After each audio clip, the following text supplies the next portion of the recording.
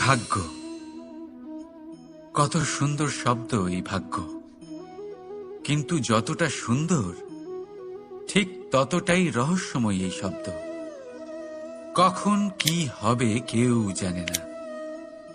লোকে বলে যে ভাগ্যে যা লেখা আছে তার চেয়ে বেশি কিছুই পাওয়া যায় না, তার চেয়ে কমও কিছুই পাওয়া যায় না। নিয়তির যা রচনা তা কখনো মোছা যায় না। কিন্তু কেউ এইটা বোঝে না যে নিয়তি আপনার কর্মের দ্বারা বদলায়। যদি আপনি শুভ চিন্তা করেন, শুভ কর্ম করেন, তাহলে নিয়তি আপনার সাথে খারাপ কিছু হতেই দেবে না। কখনো আকাশে পাখিদের দেখুন, তারা কখনো ভাগ্যের উপর নির্ভরশীল হয় না। যতই ঝড় আসুক, যতই তীব্র হাওয়া দিক, ঘুরতে থাকে, একটা জিনিস জড়ো করে নিজের সৌভাগ্য, নিজের বাসা নিজেই তৈরি করে। নিজের সন্তানের জন্ম দেয়, তাকে লালন পালন করে, নিজেই তাকে উড়তে শেখায়, কখনোই ভাগ্যের উপরে নির্ভরশীল হয় না সে। এই বিষয়টা আমাদেরও শিখতে হবে। তাই মনে রাখবেন, আপনার ভাগ্য নিয়তির লিখন নয়। আপনার ভাগ্য তাই যেটা আপনি দিনের পর দিন আপনি নিজেই লেখেন। কিছু নিজে পরিশ্রম করে, কিছু নিজের ভাবনার জোরে। রাধা রাধা। মানুষের স্বভাব হলো যে সে সবসময় নিজে বলতে চায়, কারুর কথা শুনতে চায় না। কিন্তু তার এই স্বভাব তাকে এক বিশাল বড় জ্ঞানের থেকে দূরে সরিয়ে রাখে, সামনের মানুষের ব্যক্তিত্বের জ্ঞানের থেকে দূরে। তাই যদি আপনি কাউকে চিনতে চান, কাউকে বুঝতে চান, তাকে থামাবেন না, শুধু বলতে দিন। কারণ একজন ব্যক্তির ব্যক্তিত্ব লুকিয়ে থাকে তার কথার মধ্যে, আর তার আসল পরিচয় লুকিয়ে থাকে তার শব্দের পেছনে। বলতে দিন, আস্তে আস্তে আপনি সব বুঝতে পারবেন। এটাই তফাৎ হলো একজন সাধারণ মানব আর একজন মহামানবের মধ্যে। এক যে কাউকে বলতে দেয় না, আর এক যে সবার কথা শুনে। তাহলে সিদ্ধান্ত আপনার, আপনি কি সাধারণ হতে চান না অসাধারণ? কারণ এই ভবিষ্যৎ আপনার। রাধা রাধা। ধৈর্য, এই ধৈর্য কি কোনো গুণ, কোনো অনুভূতি, কোনো দৃষ্টিভঙ্গি? আমার জন্য ধৈর্য এক বাহন। আপনি হয়তো ভাবছেন, এই কেমন বাহন? বাহন তো ঘোড়া হতে পারে, হাতি হতে পারে, উটও হতে পারে, কিন্তু ধৈর্যকে বাহন বানানো মানে? চলুন আপনাকে একটা কথা বোঝাই। পৃথিবীতে এমন কোনো বাহন নেই যে তার আরোহীকে আছড়ে ফেলেনি। সেটা উট হোক বা হাতি হোক বা ঘোড়া হোক, চলতে চলতে কখনো নড়বড় করেই বসে। তারপর সেই আরোহী পড়ে কারোর পায়, তারপর পড়ে তার নিজের নজরে। কিন্তু ধৈর্যরূপী বাহন কখনো কাউকে ফেলে না, কখনো না। না সেই আরোহী কারোর পায়ে পড়ে, আর না তো নিজের নজরে। কারণ ধৈর্য আপনাকে বিবেক প্রদান করে, বিবেক আপনাকে পরিকল্পনায় সাহায্য করে, আর পরিকল্পনা প্রদান করে আপনাকে শক্তি, আপনার লক্ষ্যের দিকে অগ্রসর হওয়া। বুঝলেন? ধৈর্যকে সঙ্গে রাখুন, নিজেকে আরো ধৈর্যশীল করে তুলুন। এই ধৈর্যের সাহায্যে আরোহণ করে দেখুন কিভাবে এই বাহন আপনাকে আপনার গন্তব্যে পৌঁছে দেবে। রাধা রাধা। ভাগ্য আর কর্ম, এই দুই এমন শব্দ যাকে ঘিরে সমগ্র সংসার। কেউ বলে আমার ভাগ্যে এটা ছিল না, যা পেলে আমার জীবন অন্যরকম হতো। কেউ বলে আমার গত জন্মের কর্ম নিশ্চয়ই এমন ছিল, যে কারণে এই জন্মে এরকম ভাগ্য পেয়েছি আমি। এই সব বাদ দিন আর একবার শান্ত চিত্তে ভাবুন। আপনি বুঝতে পারবেন যে ভাগ্য আর কর্ম এই দুই এই জন্মের তফাৎ শুধুমাত্র। রাধা রাধা। এই সংসারে আলোর উৎস কি? সূর্য। এই সংসারে মিষ্টি জলের উৎস কি? নদী। এই সংসারে উচ্চতার প্রতীক কি হয়? হিমালয় পর্বত। আমরাও জীবনে এরকমই হতে চাই, সূর্যের মতো তেজস্বী হতে চাই, নদীর মতো পূজনীয় হতে চাই, হিমালয় পর্বতের মতো উচ্চতা লাভ করতে চাই। সব ঠিক আছে, কিন্তু তার জন্য আমরা কাজ কি করি? যদি এরকম আমরা হতে চাই, তাহলে সবার আগে সূর্যের মতো নিজেকে উজ্জ্বল করুন।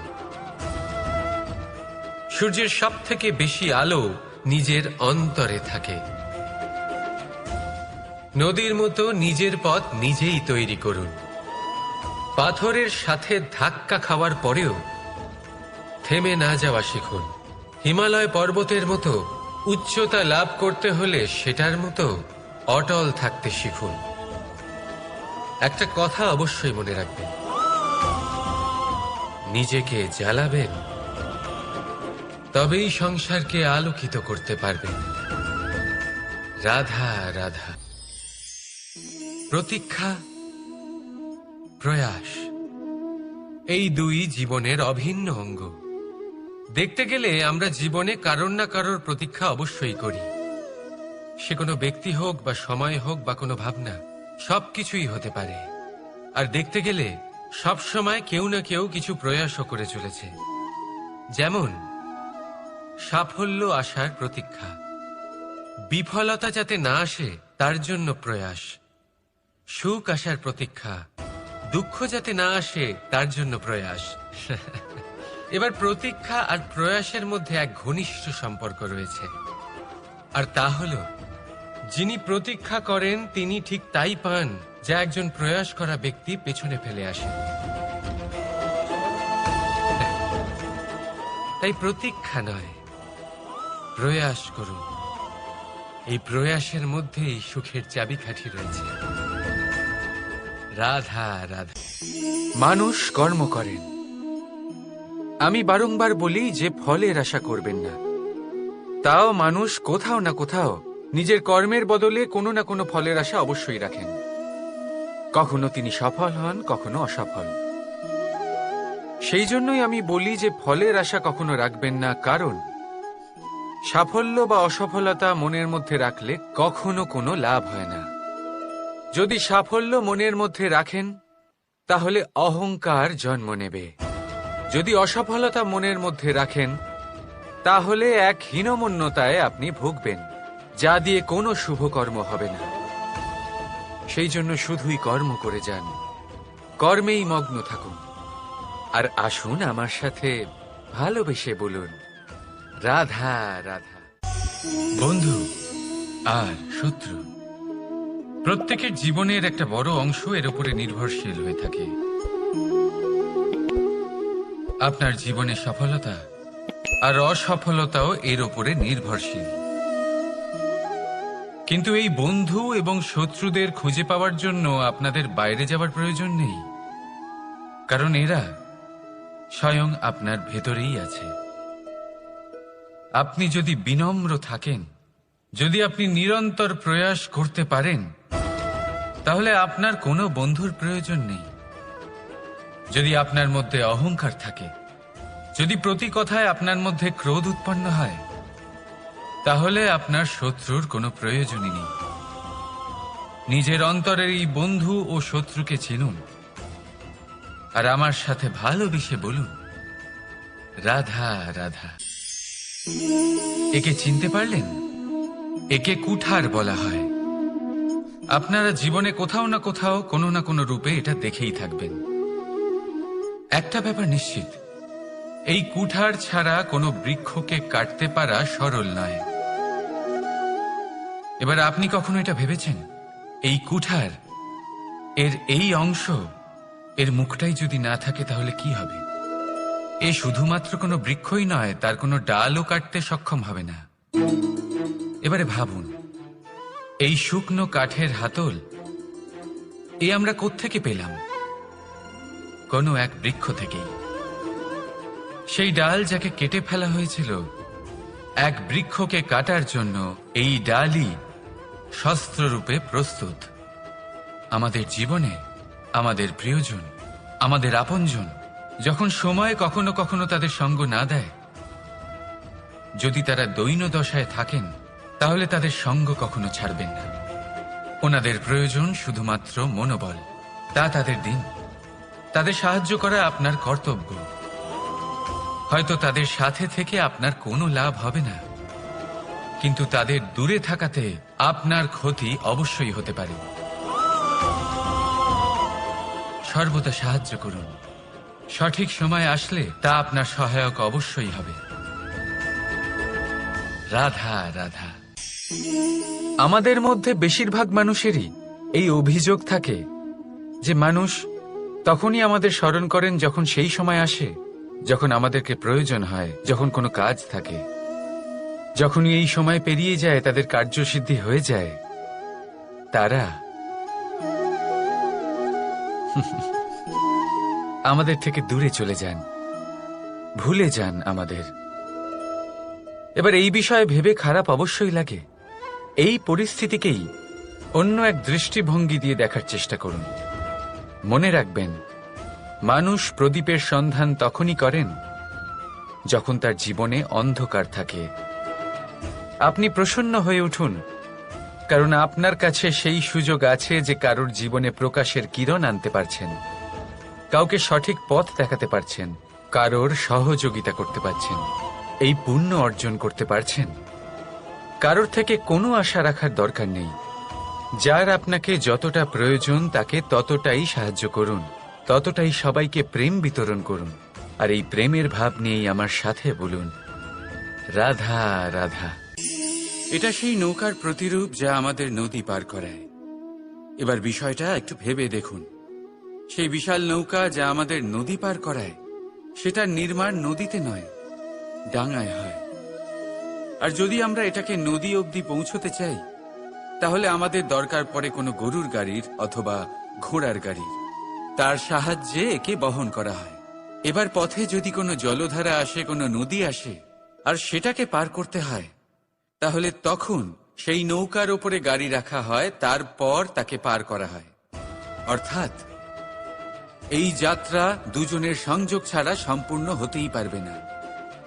সেই জন্যই এই প্রবাদ আছে, কখনো নৌকা তো কখনো গাড়ি। আমাদের সম্পর্কের মধ্যে অতি আবশ্যক, আমাদের সম্পর্কের মধ্যে অত্যন্ত গুরুত্বপূর্ণ হল সংযোগ। সবসময় একসাথে চলা, সংযোগ স্থাপন করা। সবসময় সুখী থাকবেন। রাধা রাধা। পুস্তক, পুস্তক থেকে আমরা কি না শিখতে পারি। জ্ঞান হোক, বিজ্ঞান হোক, ইতিহাস হোক, সব শিখতে পারি। কথায় আছে, একটা ভালো পুস্তক, একটা ভালো গ্রন্থ পাওয়া তা 100 ভালো বন্ধু পাওয়ার সমান। কিন্তু যদি একটা ভালো বন্ধু পাওয়া যায়, তাহলে তা গোটা গ্রন্থাগারের সমতুল্য। সে আপনাকে কর্মের বিষয়ে জ্ঞান দেয়, সাফল্যের রসায়ন শিক্ষা দেয়। সে আপনাকে ইতিহাসে অমর করে রাখবে। শুধু তাই নয়, সে আপনাকে শুধু পথই দেখাবে না, সেই পথে আপনার সাথে সঙ্গী হয়ে চলবে সে। সেই জন্য জীবনে যদি কোনো ভালো বন্ধুকে পাশে পান, তাহলে তাকে আপন করে রাখবেন, তাকে সামলে রাখবেন। জীবন সহজ হয়ে যাবে। রাধা রাধা। বর্ষা ঋতু শুরু হলেই পাখিদের মধ্যে চাঞ্চল্য বেড়ে যায়। আর সেটা হবে নাই বা কেন? বাসা ভেঙে যায়, বৃক্ষ ভেঙে পড়ে। প্রত্যেক পাখি তার থাকার জন্য একটা নতুন জায়গার, একটা ছায়ার, একটা ছাদের খোঁজে থাকে। শুধু একটা পাখি এসব কিছুই করে না। না তো তার এসব সমস্যা নিয়ে কোনো চিন্তা থাকে, না কোনো দরকার পড়ে। আর সেই পাখি হলো বাজ। সেই সব সমস্ত ছোটখাটো সমস্যার থেকে অনেক দূরে ওপরে উড়ে বেড়ায়, মেঘের থেকেও অনেক উঁচুতে। তাই এই সব ছোটখাটো সমস্যা যা আপনার জীবনে এসে থাকে, এই সব নিজের চারপাশকে ঘিরতে দেবেন না। নিজের চিন্তা ভাবনাকে অনেক উঁচুতে রাখুন। আপনার সমস্ত সমস্যা নিজে থেকেই নিচে চলে আসবে। রাধা রাধা। আপনি কখনো কোনো ইঁদুর দেখেছেন? তার সবসময় কিছু না কিছু চাই, ঠোকরাতে থাকে সারা দিন সারা রাত। কখনো আপনার রান্নাঘর থেকে কিছু নেবে, তো কখনো ভাড়ার ঘর থেকে কিছু নেবে। কখনো আপনার জামা ছিঁড়বে, কিছু তুলে নিজের গর্তে নিয়ে চলে যাবে। কিন্তু আপনি দেখুন, সে কখনোই সন্তুষ্ট হয় না, ওর পেট কখনোই ভরে না। ঠিক তারই বিপরীত হল নদী, যে সব সময় ছিনিয়ে খায়, সে সব সময় অভুক্তই থাকে। যে ব্যক্তি সব সময় সবাইকে দান করে, তাকে এই ক্ষুধা কখনোই জ্বালায় না। যে ইঁদুর যে সবসময় ছিনিয়ে খায়, একলা হয়ে যায়, তার শত্রু তৈরি হয়। সেখানেই নদী, যে সবসময় সবাইকে দান করে, তাকে মানুষ মা ভেবে তার পুজো করে। তাই ছিনিয়ে নয়, দান করাতে বিশ্বাস রাখুন। আর আসুন আমার সাথে ভালোবেসে বলুন, রাধা রাধা। কোন ব্যক্তির ব্যক্তিত্ব কিভাবে তৈরি হয়? আপনার কি মনে হয় যে ব্যক্তি জন্ম থেকে তার স্বভাব নিয়ে জন্মায়, নাকি আপনার মনে হয় যে এই প্রকৃতি ব্যক্তির জন্য তার নিয়তি রচনা করে? না, এরকম একেবারেই হয় না। আমি আপনাকে বোঝাচ্ছি। যখনই বৃষ্টি পড়ে কোনো বিন্দুর দিকে দেখবেন। এবার এই বিন্দু যেখানে পড়ছে তার উপরে নির্ভর করছে তারপর কি হবে। যদি এই বিন্দু পড়ে কোনো ক্ষেতের ওপরে, তাহলে কোনো নতুন ফসলের জন্ম দেবে। যদি সে গরম কড়াইতে পড়ে, তাহলে বাষ্পীত হবে। যদি সে কোনো সাপের মুখের ভেতরে পড়ে, তাহলে বিষ তৈরি হবে। ঝিনুকের ভেতরে পড়লে মুক্তো তৈরি হবে। যদি কোনো পাতার ওপরে পড়ে, তাহলে শিশির তৈরি হবে। একই বিন্দু, কিন্তু তার সঙ্গত তার ভবিষ্যৎ এবং ব্যক্তিত্ব নির্ধারণ করবে। এবার এটা তো শুধুমাত্র এক বিন্দু, তার কাজ হলো শুধুমাত্র পড়া। কোথায় সেটা সেও নির্ধারণ করতে পারে না। কিন্তু আপনি হলেন মানুষ। আপনি বাছাই করতে পারবেন যে আপনার সঙ্গী কারা হবে, কাদের সাথে আপনি মেলামেশা করে বড় হবেন। তাই তা ভালোভাবে করুন, কারণ এই নির্বাচন আপনার হাতে, কারণ এই জীবন আপনার, ভবিষ্যৎ আপনার। এবার আপনি মহান হতে চান কি না, তার নির্ণয় আপনাকেই করতে হবে। আসুন আমার সাথে ভালোবেসে বলুন, রাধা রাধা। সুরক্ষা প্রত্যেক ব্যক্তির জন্য গুরুত্বপূর্ণ, কিন্তু এটাই মানুষের সবথেকে বড় শত্রু। কিভাবে? ভেবে দেখুন, একজন মানুষ যখন একটা সুরক্ষিত পরিবেশে থাকে, তখন তার মধ্যে আলস্য চলে আসে। সে জানে যে আমাকে না ভবিষ্যতের জন্য কিছু করতে হবে, আর না আজকের জন্য কিছু করতে হবে, শুধুই জীবন যাপন করতে হবে। এই সুরক্ষা কবচ থেকে বাইরে বেরোনো অত্যন্ত জরুরি। ভাবুন, পাখি যে তার সন্তানকে জন্ম দেয়, কিছুদিন পরে তাকে তার বাসা থেকে বের করে দেয়। কেন? যদি এরকম না করে, তাহলে সেই সন্তান জীবন কাটাতেই শিখবে না। যদি তাকে ডাল থেকে নিচে না ফেলে দেয়, সেই সন্তান উড়তেই শিখবে না। তার পাখনা শক্তিশালী হবেই না। সে তার নিজের বাসা তৈরি করার চেষ্টাই করবে না। পাখি তার বাসা তখন তৈরি করে যখন তার অভিভাবক তাকে ত্যাগ করে।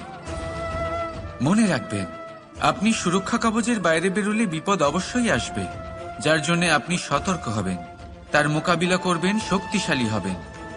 এবার সেই বিপদ যাতে আর না আসে, সেই জন্য আপনি পরিকল্পনা করবেন।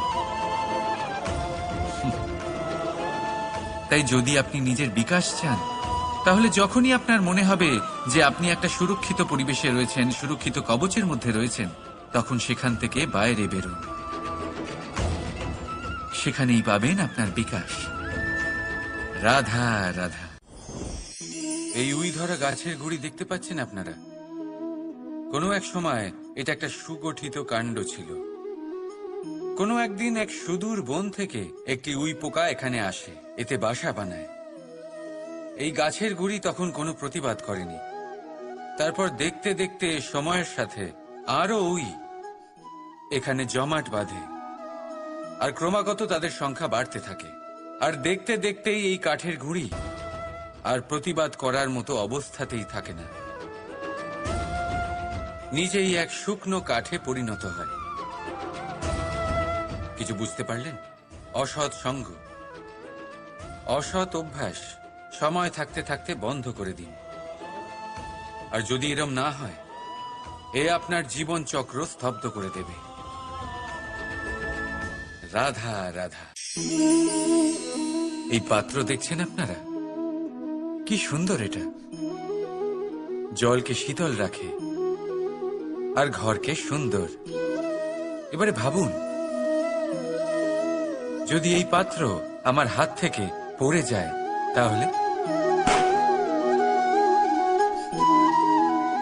ভেঙে গেল, তাই না? এবার কি হবে? আপনি বলবেন সহজ ব্যাপার, আরো একটা পাত্র কিনে নাও, এক মুদ্রায় পেয়ে যাবে। এই পাত্রের বাস্তবিক মূল্য আপনি যদি জানতে চান, তাহলে সেই কুম্ভকারকে জিজ্ঞাসা করুন, যিনি এই পাত্র বানিয়েছেন। কতটা পরিশ্রম করতে হয়েছে ওনাকে তা জিজ্ঞেস করুন।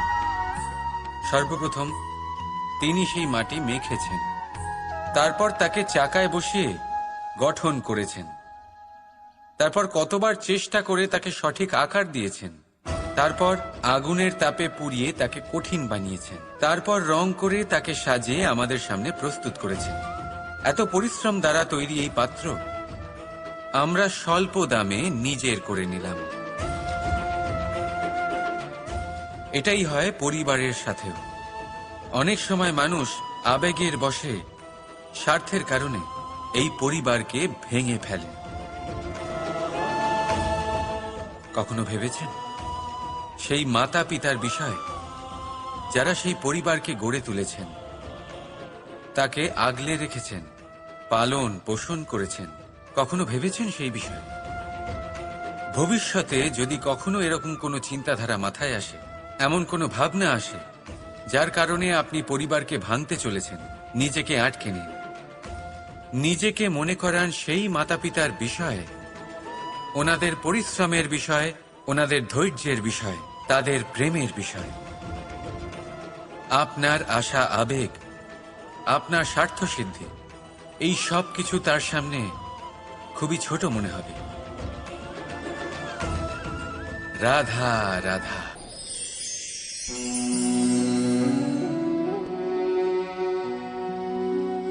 করে দিলাম শেষ। সংসার সর্বদা কৃষ্ণকে এই কথা শোনাবে যে কৃষ্ণ নিজেই নিজের মামার হত্যা করেছে। কিন্তু এটা সময়ের প্রয়োজন ছিল। আর এই কিন্তু হত্যা নয়, বধ ছিল।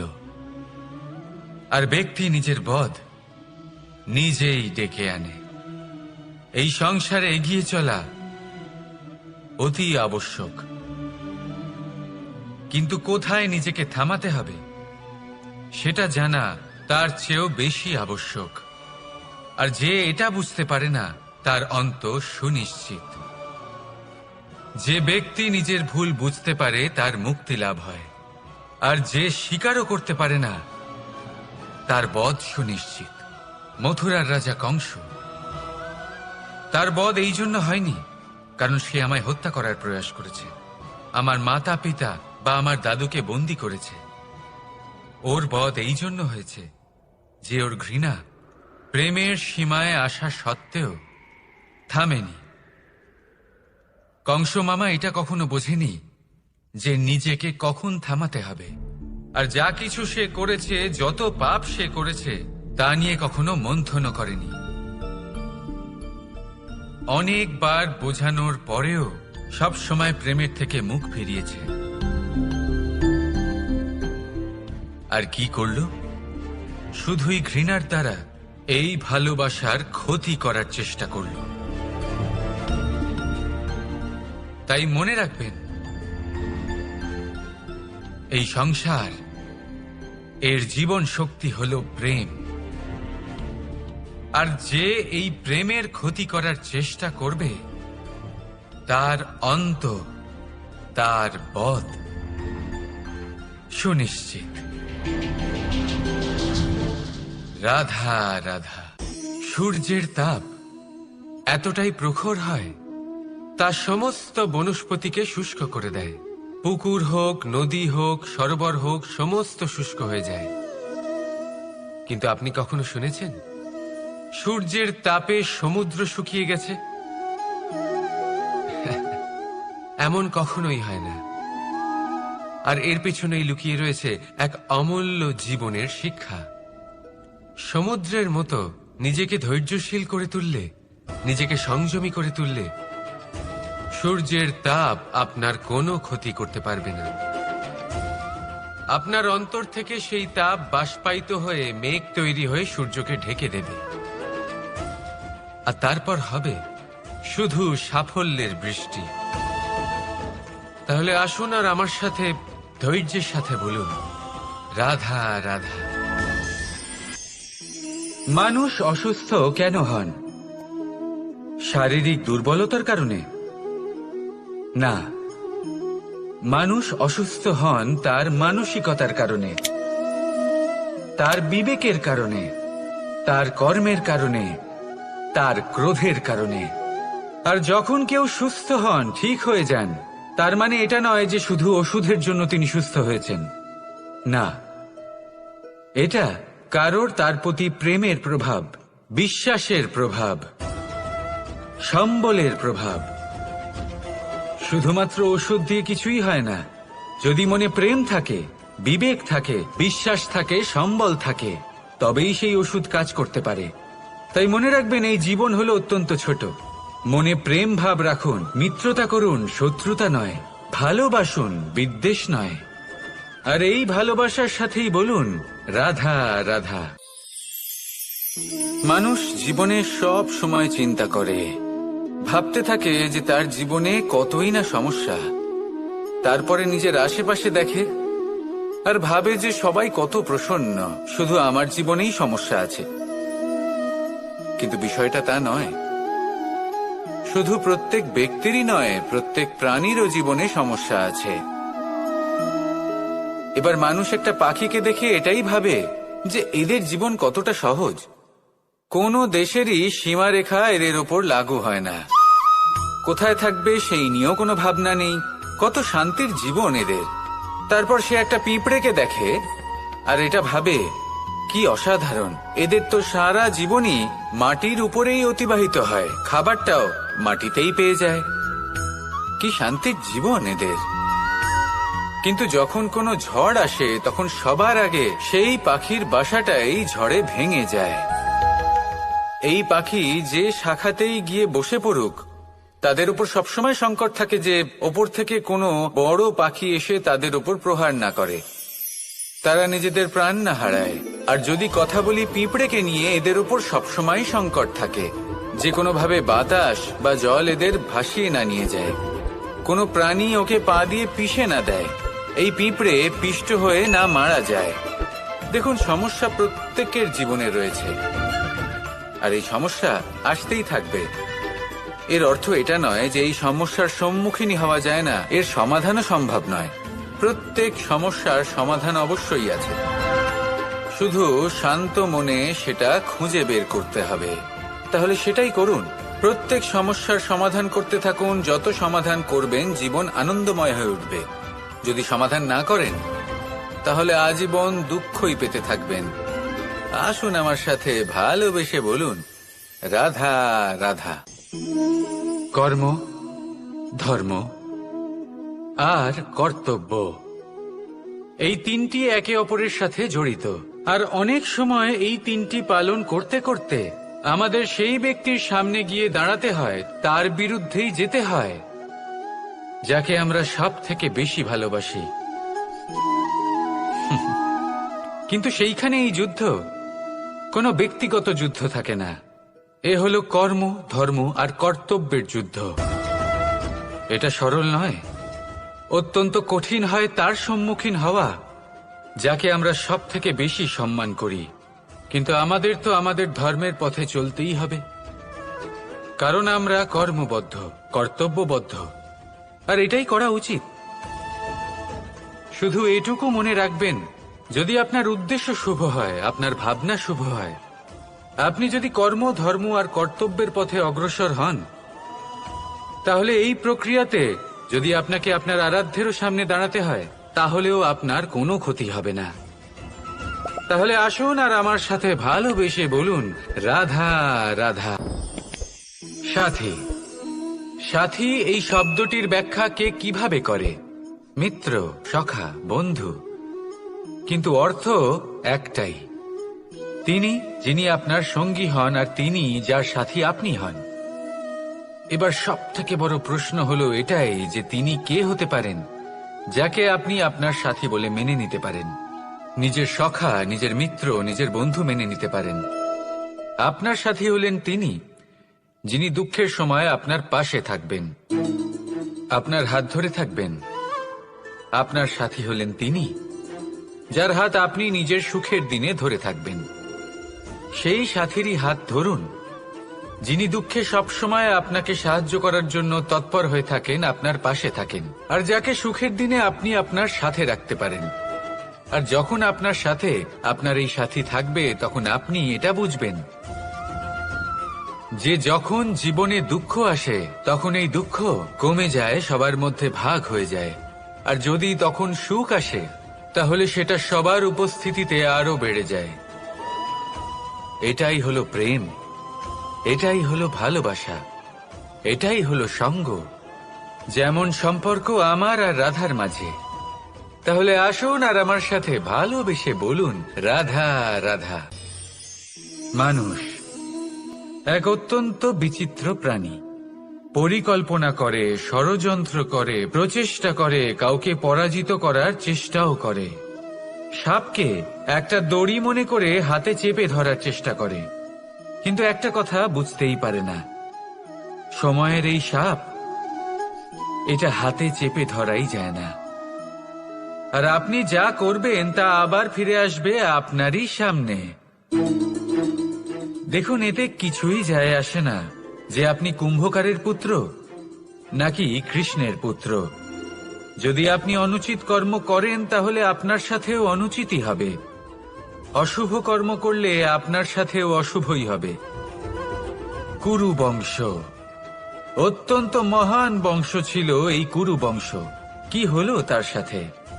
একটা গোটা বংশ বয়ে গেল, কারণ ওনাদের উদ্দেশ্য অশুভ ছিল। অন্যদিকে 5 জন বনবাসী পাণ্ডব মহাভারত বিজয়ী হলেন, কারণ তাদের উদ্দেশ্য শুভ ছিল। তাই মনে রাখবেন, শুভ অগ্নি প্রজ্বলিত করবেন, শুভ তাপ সঞ্চার হবে। অশুভ অগ্নি প্রজ্বলিত করবেন, নরকেই জ্বলতে হবে। তাহলে আসুন আর আমার সাথে ভালোবেসে বলুন, রাধা রাধা। জীবনে এমন কিছু কাজ রয়েছে যা আপনাকে একাই করতে হয়, আর এমন কিছু কাজ রয়েছে যা আপনাকে একসাথে মিলে করতে হয়, একজোট হয়ে, সঙ্গবদ্ধ হয়ে। এবার সঙ্গবদ্ধ বলতে কি বোঝাতে চাইছি? আমি তাদের কথা বলছি না যারা বাস্তবিকভাবে একে অপরের সাথে কাজ করেন। আমি তাদের কথা বলছি যারা একে অপরের থেকে দূরে থেকেও একে অপরকে বিশ্বাস করেন। আমি আগেও বলেছিলাম, সমস্ত বিশ্বের আশা বিশ্বাসেই বসবাস করে, তাই না? তাই যেখানে সমস্ত বিশ্ব আছে, সমস্ত সংসার আছে, সেইখানেই বিশ্বাস রয়েছে।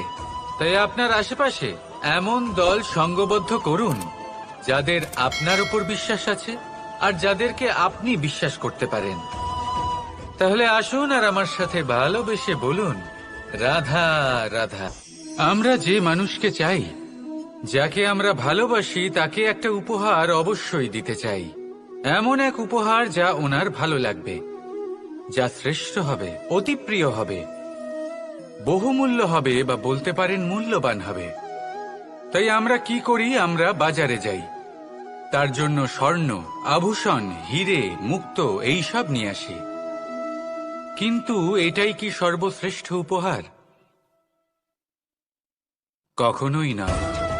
সর্বশ্রেষ্ঠ উপহার হলো স্বাধীনতা, তাকে নিজের মনের মতো বাঁচার স্বাধীনতা। যদি আপনি কাউকে স্বাধীনতা না দিতে পারেন, তাহলে সে কোথাও না কোথাও বন্দী হয়ে যায়, তার বিকাশ কোথাও না কোথাও আটকে যায়।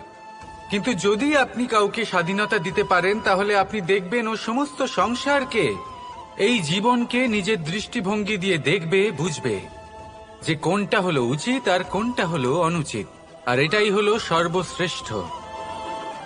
আর এবার যদি কাউকে স্বাধীনতার মাধ্যমে এত বড় একটা শক্তি দিতে পারেন, তাহলে আপনি আমাকে বলুন, এর থেকে বড় উপহার আর কি হতে পারে?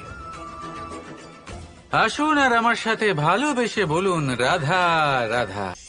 পিতা আর পুত্রের সম্পর্ক অত্যন্ত মধুর হয়ে থাকে। পিতা স্বপ্ন দেখেন, তাকে পূর্ণ করার সকল সম্ভাব্য চেষ্টা করেন, কিন্তু তাও অনেক সময় ওনার স্বপ্ন অপূর্ণ থেকে যায়। তখন পিতা ভাবেন যে স্বপ্ন উনি পূর্ণ করতে পারেননি, ওনার সন্তান তা অবশ্যই পূরণ করবে। যে স্থানে উনি কখনো পৌঁছতে পারেননি, সেই স্থানে ওনার পুত্র অবশ্যই পৌঁছবে। পিতা নিজের সন্তানের ভবিষ্যৎ নিয়ে সেই স্বপ্ন দেখেন, আর যখন সেই সন্তান সামনে এগোতে থাকে, তখন তার দুঃখ হয় না, বরং গর্ব হয়। ওনার ভালো লাগে এটা দেখে যে ওনার সন্তান অনেক উন্নতি করছে। কিন্তু যখন সন্তান নিজের অভিভাবকের শক্তি দেখে, তার যশ দেখে হিংসা করতে থাকে, সমস্যা সেইখানেই শুরু হয়। সেই জন্য সকল সন্তানকে এটা মনে রাখতে হবে, দেখুন, পুত্র হবার সুবাদে, এক সন্তান হবার সুবাদে এটা হলো আপনার অধিকার যে আপনি আপনার পিতার থেকে বেশি উন্নতি করবেন। আপনার পিতাও এটাই চান, কিন্তু সুস্থভাবে এটা করুন। একটা রেখা টেনে নিন, যাতে আপনি তাতে এগোতে পারেন আর আপনার পিতার তাতে গর্ববোধ হয়, আর সেই বিষয়ে দুঃখ না হয় যে আমার সন্তান আমাকেই ছোট করার চেষ্টা করছে। ইতিহাস সাক্ষী রয়েছে, যে মানুষ অন্য কাউকে ছোট করার চেষ্টা করেছেন, সেই মানুষই ছোট হয়ে গেছেন। আর আমার মনে হয় না আপনি এটা চান, কারণ কোনো একদিন আপনিও কারোর পিতা হবেন। আসুন আমার সাথে ভালোবেসে বলুন, রাধা রাধা। প্রেম এই সংসারে এসেছিল এই সংসারকে প্রেমের শিক্ষা দেওয়ার জন্য, এই জীবনের সুখের অনুভূতি আসলে কি তা শেখানোর জন্য। কিন্তু যদি সত্যি কথা বলি, তো আমি নিজেই প্রতিদিন প্রেমের নতুন নতুন স্বরূপ দেখতে পাই, প্রেমের একটা নতুন অনুভূতি প্রত্যেক নতুন দিনে। আর তার কারণ হলো এই প্রেম অনন্ত, এ হলো দৈব। প্রেম হলো এই সংসারের সব থেকে বড় ঢাল এবং সব থেকে বড় অস্ত্র। এই প্রেম ছাড়া না কোনো ন্যায় হয় আর না কোনো শাস্ত্র, না জীবন আছে আর না অন্ত। এবার যদি এই প্রেম মনের মধ্যে বাস করতে শুরু করে, তাহলে কখনো কোনো সমস্যাই হবে না, আর যদি হয়েও থাকে তাহলে তা স্থায়ী হবে না। এই প্রেম কি না করতে পারে? এই প্রেম সমস্ত সমস্যা মিটিয়ে ফেলতে পারে, আপনার মনের মধ্যে অহংকারকেও বিনাশ করে দিতে পারে, আপনাকে সাক্ষাৎ ঈশ্বরের সাথে দেখা করাতে পারে।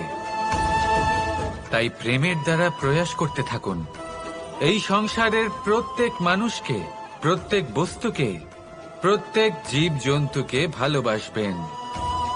আর এই প্রেমের দ্বারাই বলুন, রাধা রাধা। আজ আমি আপনাকে এমন এক গল্প শোনাবো যা আমার নন্দ বাবা আমাকে শুনিয়েছিলেন যখন আমি ছোট ছিলাম। কাহিনী একজন সাধু আর একজন বিছের। একবার এক সাধু নদীর পাড়ে স্নান করছিলেন।